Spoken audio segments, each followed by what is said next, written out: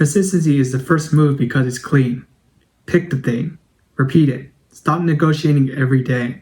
And early on, that is the change. Not because it's special, because repetition fixes the obvious part of the problem. But repetition can keep going even after the useful part is finished. You can still be doing it when the reason you started isn't even active anymore.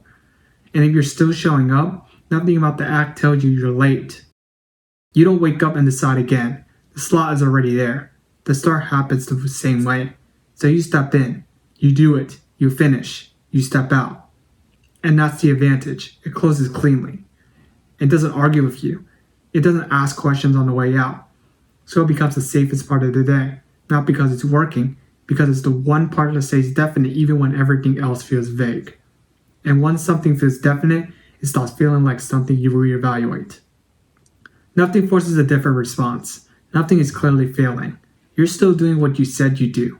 So the first shifts get absorbed. Flat is normal. Slow is normal. The strange part, when it feels like you're carrying it more than it's carrying you, that gets filed the same way. Not because you're lying to yourself, but because nothing has earned the word wrong.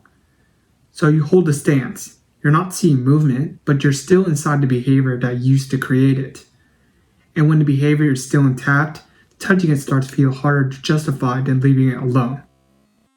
At some point, consistency stops being the method. It becomes the reference.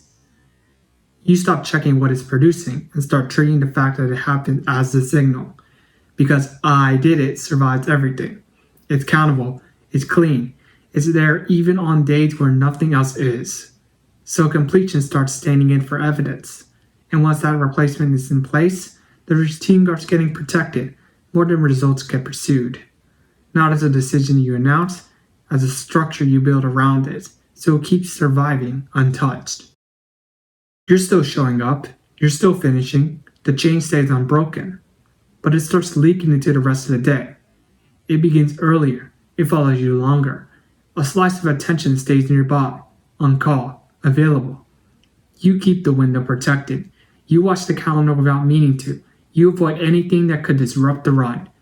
And you don't experience it as a crisis. You experience it as upkeep. You never fully step away from it. Never fully leave it alone.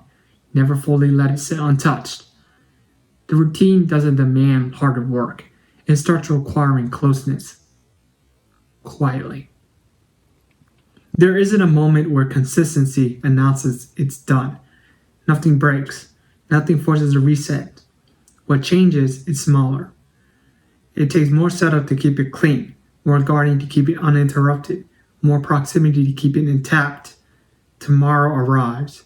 Same slot, same sequence, same requirement. So you show up again, still showing up. And that's how it continues, even when it stopped producing anything new.